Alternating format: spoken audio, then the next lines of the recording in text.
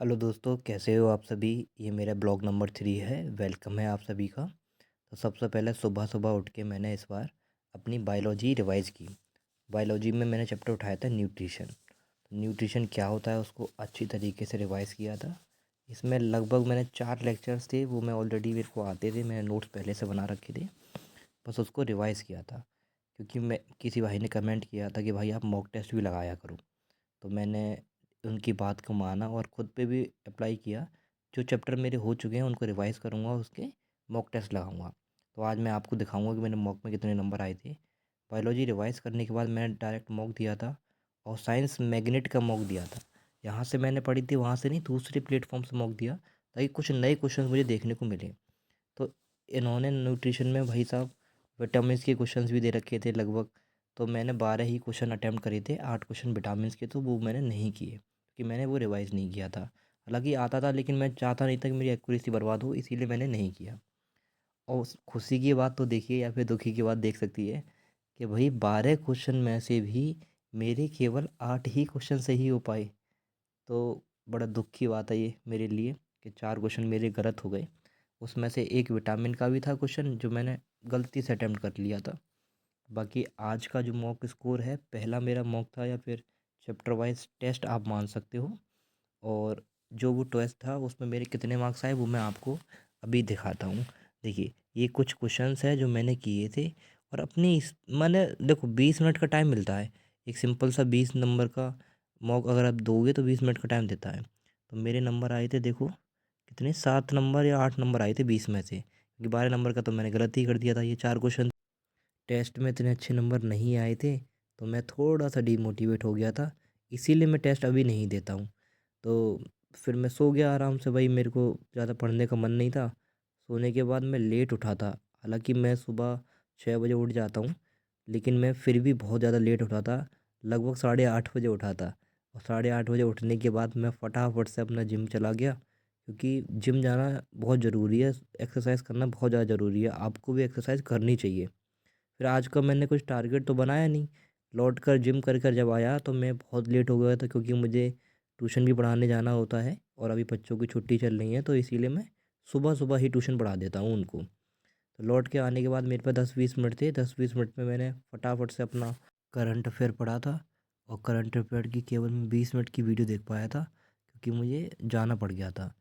फिर मैं आराम से ट्यूशन फ्यूशन पढ़ाने के बाद अपना लौट कर आया। लौट कर आके सबसे पहले मैंने अपनी फ़िज़िक्स कंप्लीट करने की कोशिश करी, क्योंकि मेरे इलेक्ट्रिसिटी चैप्टर्स के लगभग 18 वीडियोस पड़ी हुई हैं।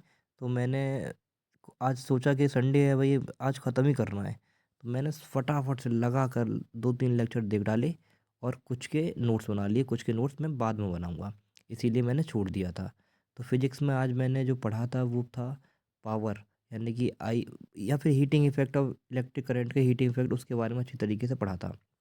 ये आप लोग सामने देख भी सकते हो, heating effect of electric current लिखा हुआ है। और इसके 3 फ़ॉर्मूले थे तुम्हारे, H बराबर वी आई टी होता है, और H बराबर आई स्क्वायर आर टी होता है, और तीसरा होता है H बराबर V square I into T. इनके कुछ न्यूमेरिकल भी सॉल्व किए थे। फिर रेस्ट करने के बाद और दूध वगैरह लेके आने के बाद दोबारा से पढ़ने बैठ गया था।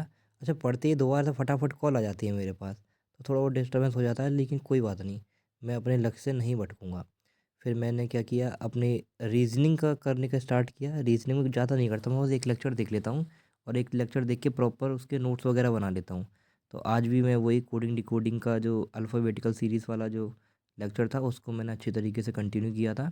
जितने भी पैटर्न्स बनते हैं सभी पैटर्न को एक बार किया था। उसके बाद मैंने बैठ कर प्रैक्टिस भी की थी उसकी, क्योंकि एक भाई ने और मुझे सजेशन दिया कि भाई अब रीजनिंग की वीडियो देखने के अलावा अब एक काम करो, प्रैक्टिस ही किया करो, लेक्चर में ज़्यादा टाइम बर्बाद मत किया करो।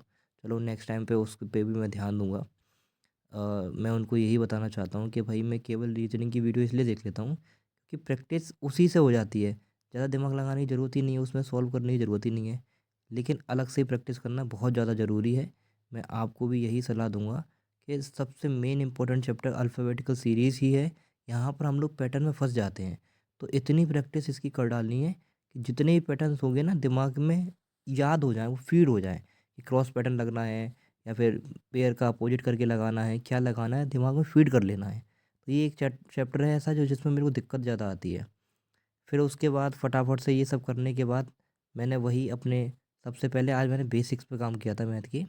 अपने स्क्वायर और क्यूब रूट स्क्वायर 1 से लेके 30 तक, और स्क्वायर तक लिख पाया था। टेबल लिख दिया पहले और फिर स्क्वायर तक लिख लिया मैंने, क्यूब बाद में लिखूँगा। फिर मैंने कुछ नोट्स बनाए थे डेसिमल के। डेसिमल का जो बेसिक्स होता है उसको अच्छी तरीके से मैंने पढ़ा था। पढ़ने के बाद मेरा जो रह गया था, गगन सर के जो लेक्चर मैंने देखे थे उनके नोट्स बना नहीं पाया था। तो उनके नोट्स फिर मैंने प्रिपेयर करे आराम से, कि वो नोट्स बनाने बहुत ज़रूरी हैं।